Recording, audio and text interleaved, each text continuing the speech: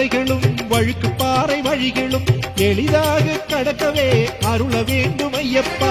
கடினமான மலைகளும் வழுக்கு பாறை வழிகளும் எளிதாக கடக்கவே அருள வேண்டும் ஐயப்பா.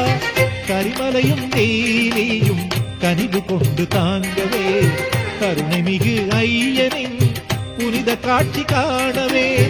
கரிமலையும் நீலியும் கனிவு கொண்டு தாங்கவே கருணை மிகு ஐயனின் புனித காட்சி காணவே. மாசரு பொன்னே சுவாமி சரணமையப்பா, மணிகண்ட சுடரே சுவாமி சரணமையப்பா.